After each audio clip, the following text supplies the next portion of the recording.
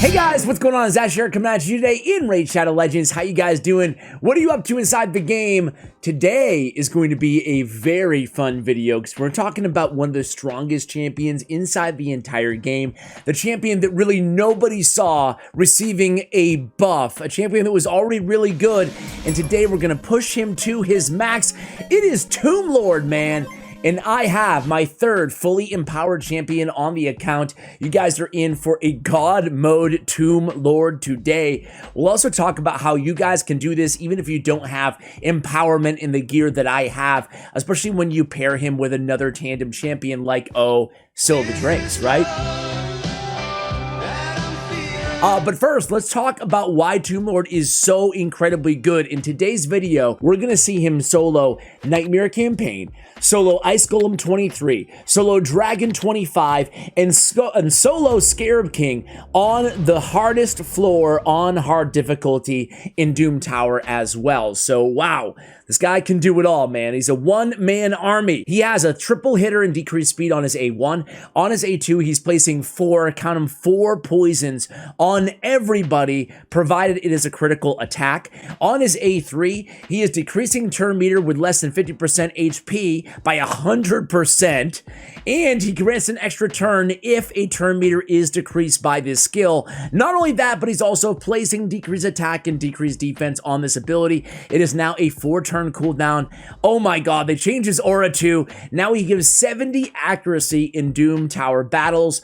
For today's video, we went with a unique set of masteries here. This is a solo build mastery selection, meaning normally I'm going to go Giant Slayer on this champion to get extra damage out of his A1. However, in today's video, we went with Oppressor. Oppressor is our tier 6 mastery. Increased turn meter rate fill. Why? Or fill rate by 2.5% for each active debuff cast by this champion. That's a 10% extra turn meter fill rate throughout the duration of the entire battle, pretty much, because we're landing so many debuffs. Again, decrease speed, decrease attack, decrease defense, and then all of those poisons. We also have Spirit Haste, increase speed by 8 for each dead ally. That's going to be plus 24 speed throughout the duration of the battle because everybody's going to be dead. We're using this to farm up food alongside of just farming these dungeons, right?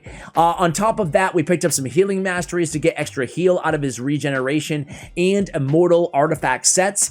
And then we picked up kill streak to get extra 12% damage for each champion or enemy killed by this champion in battle. We also picked up Whirlwind of Death, another 18 speed, increased speed by 6 for each enemy killed by this champion. Also, Arcane Celerity, 30% chance to increase turn meter by another 10% when a debuff cast by this champion is removed or expires. That means all those poisons. We're placing 4 on everybody, have a 30% chance to increase turn meter again by 10%. This is an amazing selection of masteries that are really going to optimize this champion to solo any dungeon that we show in today's video. So we have, as I mentioned, Regen in Immortal. We're going to be healing for 18% of his max HP every single time he gets a turn. So with that in mind, we tried to focus on HP, tried to give him a lot of it. 74k HP. The threshold for clearing Dragon 25 should be around 55k HP, so we have more than enough here. 2500 or more on the defense, we have plenty here. 2800. Speed should be 210 or more, we have 242, so we're good there. We need 100% crit rate again, unless you're only using him for Dragon 25, in which case we only need 85% crit rate because he does have the positive affinity matchup. Keep in mind the enemies get minus 15% crit rate on their attacks on him, or excuse me, he gets plus 15% as well, so it works both ways. 300 resist and 300 accuracy. So we're getting a bunch of extra stats from empowerment, from faction guardians, from masteries, Great Hall, etc. So keep that in mind here. 300 resist is nice for Scarab King specifically. We're going to be resisting a lot of his debuffs that he carries to the table, and accuracy again is very important. If you can't get the accuracy accuracy without going accuracy on the banner, that's totally fine. In today's video, we have HP on the banner because I got a trip roll of speed on that banner. We have crit damage because of the accuracy and resistance. I would go with defense, HP, crit damage. It doesn't really matter what the main stat is. I'm just looking for resistance and accuracy as the substats. And again, we have defense with HP on the substat on the ring. We're optimizing this champion to sure have 100% crit rate, but we don't need a bunch of attack or anything like that on this champion. So with that in mind, we have HP percentage on the chest piece. If we can pull it back up again, some resistance as well. We have crit rate on the gauntlets and we have speed on the boots. So enough talking about this dude. Let's go ahead and see him in action. Let's start out with Nightmare campaign, guys. So 12-3 Nightmare. You guys are we're gonna set the table here for just how I love to be alone. I am like the best at it. I just like, oh my gosh, I'm alone. Anyone ever love me or whatever? And like, do I know anyone who would care if I just ever came out of this room or not or whatever? And like, I don't know, it's just peaceful. I just like it. Oh, no, wait. We need the food in there, Ash. We need the food in there. Hate to waste the energy, but we are, by the way, on Nightmare difficulty, as you guys can see right next to my shoulder there. So we need to put the food in there so we can benefit from all those masteries of having all those dead allies, right? And this is why we're trying to solo with Tomb Lord anyway, right? We're trying to solo so we can actually be more efficient with our energy, and we can go ahead and farm food or just farm up the levels of champions that we intend to upgrade anyway, alongside farming for artifacts, farming for experience, etc., etc. So here we go, guys. Look at all those poisons, man. Of course, I put Man-Eater on the team, so the unkillable buff is there. Man, Ancient Blood, man, this video, come on, dude. But you guys can see the point here. We have the unkillable, so our allies can't die, man. Ash, come on, bro. You had to choose Man-Eater, really? You had to choose Man-Eater? Man-Eater will be dead in just a moment here. Any level of Nightmare campaign, Tomb Lord, easy peasy for this dude, man. He's got it all on lockdown. Think of everything he's bringing to the table. Again, decreased speed, decreased attack, decreased defense, a ton of poisons, turn meter reduction, decreased, did I say speed already? Decreased speed. This guy's just a monster. Accuracy, aura, and Doom Tower battles as well.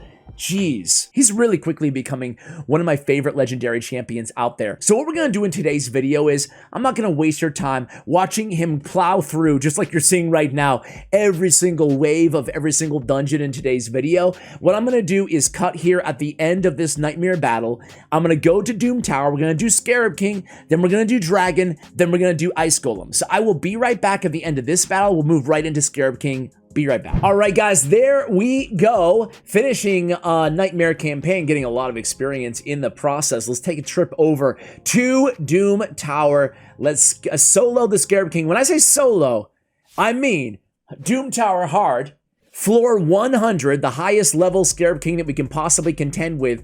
And I'm talking no other champions, just a bunch of food on the team with Tomb Lord here. You don't need anybody else when you have this insane, fully empowered champion in artifacts. However, for you guys who don't have access to that kind of gear, I still got you. Don't worry. Just run Silver Drakes on the same team. You'll be good to go, right? I'm everything. I am the whole universe.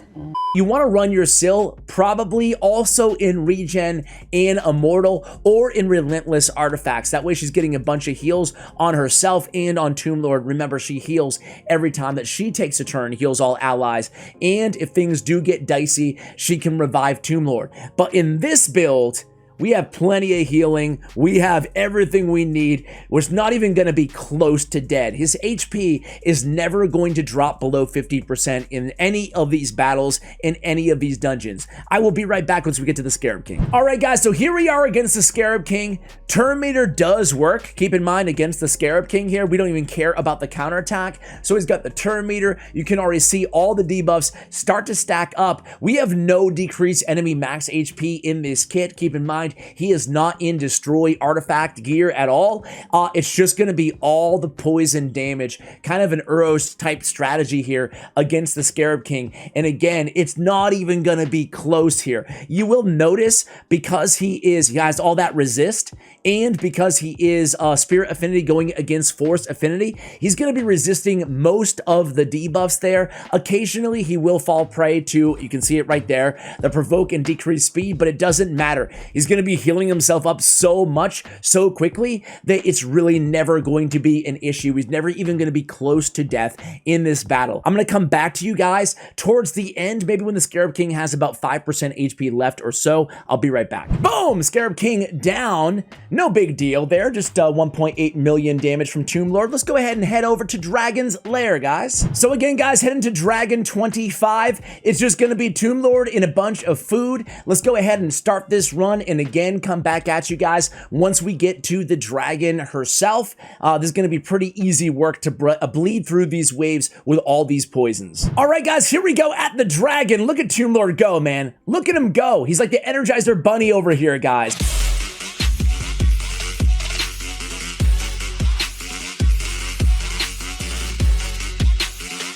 And look at all those poisons. My God.